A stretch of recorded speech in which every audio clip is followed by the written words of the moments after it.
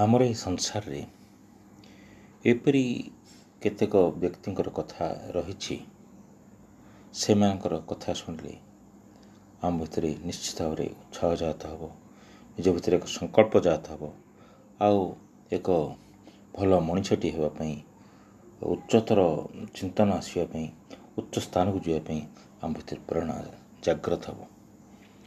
ସେହିପରି ଜଣେ ବ୍ୟକ୍ତି ଜନ୍ ଡି ରକଫେଲର ଥିଲେ। ସେ ବିଶ୍ୱର ଧନଢ୍ୟ ବ୍ୟକ୍ତିମାନଙ୍କ ମଧ୍ୟରେ ଅନ୍ୟତମ ଥିଲେ। 1839 ମସିହାରେ ଆମେରିକାରେ ଜନ୍ମଗ୍ରହଣ କରିଥିଲେ।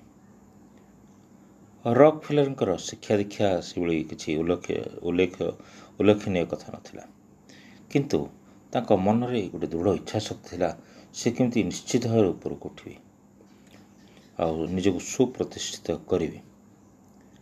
ତେଣୁ ଏଇ ଯେଉଁ ବଳବତୀ ଅଭିଳାଷକୁ ଚରିତାର୍ଥ କରିବା ପାଇଁ ସେ କଠୋର ଶ୍ରମକୁ ଆଦରି ନେଇଥିଲେ, ଆଉ ତାପରେ ସେ ପରିଶ୍ରମ କଲେ।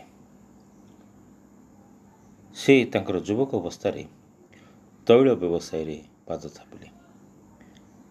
ଦିନ ରାତି ଏକ କରି ବ୍ୟବସାୟରେ ଲାଗିଲେ, କଠୋର ପରିଶ୍ରମ କଲେ।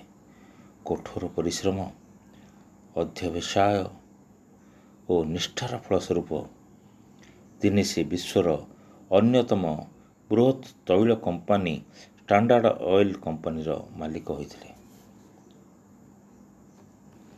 ଜୀବନରେ ଏହି ଏକତରଫା ରାସ୍ତାରେ ଦୌଡ଼ି ଶେଷରେ ତାଙ୍କ ଜୀବନରେ ଭଟ୍ଟା ପଡ଼ିଥିଲା। ବିତ୍ତଶାଳୀ ହେବା ପାଇଁ, ବଡ଼ ଧନୀ ହେବା ପାଇଁ ସେ ଅଣନିଶ୍ୱାସୀ ହୋଇ ବର୍ଷ କରି ଦୌଡ଼ି କ୍ଳାନ୍ତ ହୋଇପଡ଼ିଥିଲେ।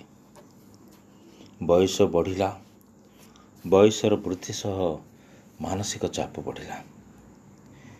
ବିରାମହୀନ ଶ୍ରମ ଆଉ ଜୀବନ ଶୈଳୀରେ ବିଶୃଙ୍ଖଳା, ଅର୍ଥାତ୍ ଖାଦ୍ୟ ପେୟ ବିଶ୍ରାମ ନେବାରେ ଅନିୟମିତତା କାରଣରୁ ତାଙ୍କର ସ୍ୱାସ୍ଥ୍ୟ ଉପରେ ଏହାର ବହୁତ କୁପ୍ରଭାବ ପଡ଼ିଲା। ରୋଗଗ୍ରସ୍ତ ହୋଇଗଲେ, ବହୁତ ଦିନ ଧରି ରୋଗଗ୍ରସ୍ତ ହେଲେ। ରୋଗଗ୍ରସ୍ତ ହୋଇ ବିଛଣାରେ ପଡ଼ିଥିବା ସମୟରେ ତାଙ୍କ ଭିତରେ ସବୁ ଅତୀତର ଘଟଣାବଳୀ ଉଙ୍କି ମାରିଲା। ସେ ନିଜକୁ ଆତ୍ମସମୀକ୍ଷା କଲେ। ଏସବୁ କରିବା ସମୟରେ ସେ ଉପଲବ୍ଧି କଲେ, ଗୋଟିଏ ଶାଶ୍ୱତ ସତ୍ୟର କଥାକୁ ଉପଲବ୍ଧି କଲେ। ତାଙ୍କ ଭିତରୁ ସେ କଥାରେ ଆସିଲା, ଜୀବନ ଧାରଣ ପାଇଁ ଅର୍ଥ ନିତାନ୍ତ ଆବଶ୍ୟକ, ଅପରିହାର୍ଯ୍ୟ। କିନ୍ତୁ ଏ ଆବଶ୍ୟକ ଅପରିହାର୍ଯ୍ୟ ହେଲେ ମଧ୍ୟ ଜୀବନର ସବୁ କିଛି ନୁହେଁ। ମନରେ ଏ କଥାଟି ବି ଆସିଲା, ଅର୍ଥ ରୁଟି ନିଶ୍ଚୟ ଯୋଗାଇ ଦେବ, ମାତ୍ର ଅର୍ଥ ସୁଖ ଶାନ୍ତି କେବେ ହେଲେ ଯୋଗାଇ ପାରିବ ନାହିଁ। ତେଣୁ ତାଙ୍କ ମନରେ ଧାରଣା ହେଲା, ଅର୍ଥ ସାଧନ ହୋଇପାରେ କିନ୍ତୁ ସାଧ୍ୟ ନୁହେଁ।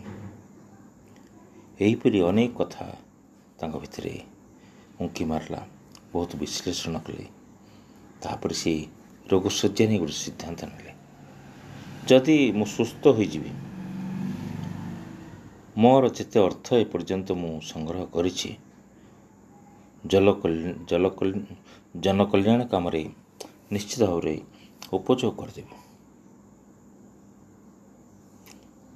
ତାପରେ ସେ ସୁସ୍ଥ ହୋଇଗଲେ। ଦେହ ଅସୁସ୍ଥ ସମୟରେ ସେ ସଂକଳ୍ପ ନେଇଥିଲେ ଯେ ମୁଁ ସୁସ୍ଥ ହେଲେ କେତେକ କାମ କରିଦେବି, ମଙ୍ଗଳକର କାମ କରିବି। ତେଣୁ ସେ କ'ଣ କଲେ, ଦୁଇଟା କଥା କଲେ। ଚିକିତ୍ସା ଓ ଶିକ୍ଷା ଉପରେ ଗୁରୁତ୍ୱ ଦେଇକି ସେ $55 କୋଟି ଅର୍ଥ ଦାନ କରିଦେଲେ। ଆଉ ଏ ଅର୍ଥ ଦାନ କରିବା ପରେ ଏ ଅର୍ଥରେ ରକଫେଲର ଫାଉଣ୍ଡେସନ ସୃଷ୍ଟି ହେଲା। ଏହି ସଂସ୍ଥା ବହୁତ ବର୍ଷ ଧରି ସମସ୍ତଙ୍କ ସମାଜର କାମରେ ଆସିଲା। ତେଣୁ ଏ ଭିତରୁ ଆମେ ଗୋଟିଏ କଥା ଜାଣିପାରିବା, ଜଣେ ପାଠ ନଥିଲେ ମଧ୍ୟ କେତେ ଉଚ୍ଚକୁ ଯାଇପାରେ, ତାଙ୍କ ନିଜର ପରିଶ୍ରମ ଦ୍ୱାରା, ଅନବରତ ଯେଉଁ ସଂକଳ୍ପବଦ୍ଧ ଦ୍ୱାରା ଜଣେ ଉପରକୁ ଉଠିପାରେ। ଆଉ ଗୋଟିଏ କଥା ବି ସ୍ପଷ୍ଟ ହେବା, ଏତେ ଉଚ୍ଚକୁ ଉଠିଲେ ବି ତାଙ୍କ ମନରେ ଆସିଲା ଯେ ଅର୍ଥ ସର୍ବଶ୍ରେଷ୍ଠ ନୁହେଁ, ଅର୍ଥ ଲୁଟିଦେବ କିନ୍ତୁ ଶାନ୍ତି ଯୋଗାଇ ପାରିବ ନାହିଁ।